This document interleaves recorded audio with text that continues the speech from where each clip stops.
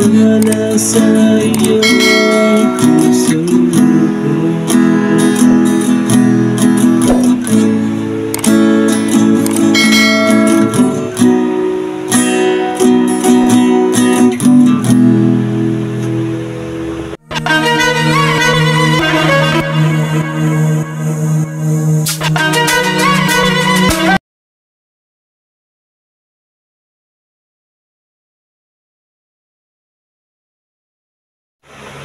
Hello guys! Welcome po uli sa aking YouTube channel na Kuya CJ's TV. For today's video po ay isa namang kanta na may basic chords na napakadaling tugtugin, at ito nga po ay kanta ng menopause, at ang title po nito ay Sabi Mo Ako Lamang. So meron lamang po siyang 6 na basic chords na gagamitin, at ito nga po ay A, E, G sharp minor, C sharp minor, at saka po E, and then E7. So yun guys, yung 6 na basic na chords na yon ay tuturo ko po para masubaybayan nyo po kung paano yung mga chords na gagamitin. So let's watch. Oh my God! So yun nga po, proceed muna tayo sa intro ng kantang Sabi Mo Ako Lamang. Sa intro po natin ay meron lamang po siyang 3 basic chords na gagamitin, at ito po ay E, A, B. So yun lang po yung 3 basic chords na gagamitin natin sa intro. Bali 2 times po natin siyang gagawin. Tapos ang strumming niya po ay ganito po: down, down, up, up, down, down, up, down, up. So panoorin nyo po guys, ganito po yung intro natin.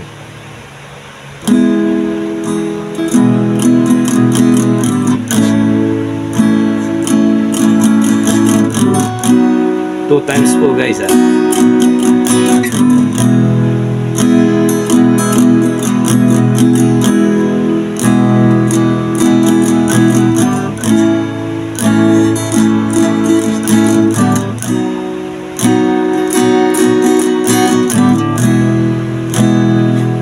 Ayun po guys, yun po yung intro natin. So proceed na po tayo sa verse 1 at verse 2.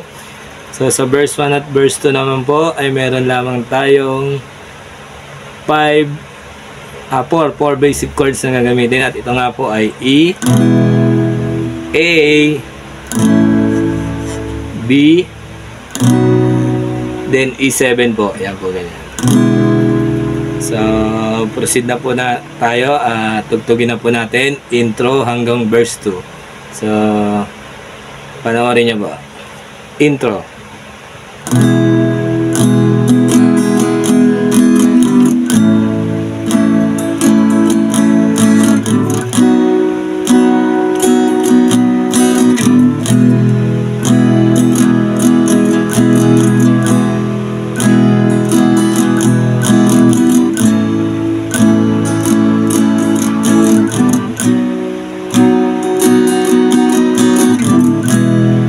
Verse 1 po.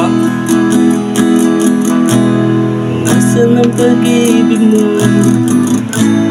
Dati ay nadarama, sa puso mo'y namnama. Kahit nagkasama ka, para kong nag-iisa. Di ba mayroong ganang iba? Verse 2 po. Pilit mang isipin na kung mahal mo pa, ito'y hindi ko magawa. Huwag mo nang itago pa, kung sadyang ayaw mo na. Sana nga'y lumigaya ka. E7 po yung dulo. So, yun guys. Yun po yung ating intro, verse 1 and verse 2 po ng kantang Sabi Mo Ako Lamang ng Menopause. So, proceed na po tayo sa chorus. Ay siya nga pala guys, yung strumming pattern niya ay ganun din po, yung down, down, up, up, down, down, up, down, up. Yung po yung sa verse 1 at verse 2, ganun din po yung strumming pattern niya. So, proceed na po tayo sa chorus guys. Let's watch this. So, yun guys, andito na po tayo sa chorus. Bali po ang ating chords lang po na gagamitin sa ating chorus ay meron lamang po tayong 6 basic chords na gagamitin. At yan nga po ay A, B, G sharp minor sa 4th fret po, C sharp minor, 4th fret din po, tapos E, and then E7.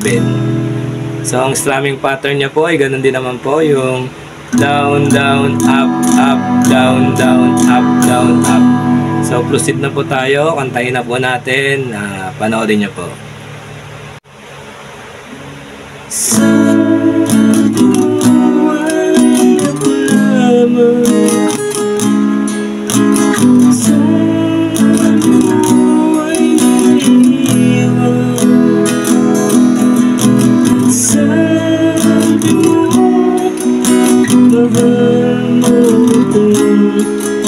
Aniwala sa iyo ang puso ko. So, yun guys, yun po yung chorus. So, napaka-basic lang po ng mga chords, di po ba? So, proceed na rin po tayo sa verse 3 po. Sa verse 3 naman po, ay ganun lang din naman po yung gagamiting chords. Tsaka strumming pattern, yung nga po yung E, A, B, E, tsaka E7 po. So, yun lang po guys. Kung gusto niyo pa po ng mga ibang basic guitar tutorial, please subscribe my YouTube channel na Kuya CJ's TV. So, dun nga po, marami na pong video ako na-upload na talaga namang napakadali ng mga chords na aking mga tinutugtog. So, thank you po guys sa lahat po ng nag-subscribe. God bless po. Bye-bye. Thank you.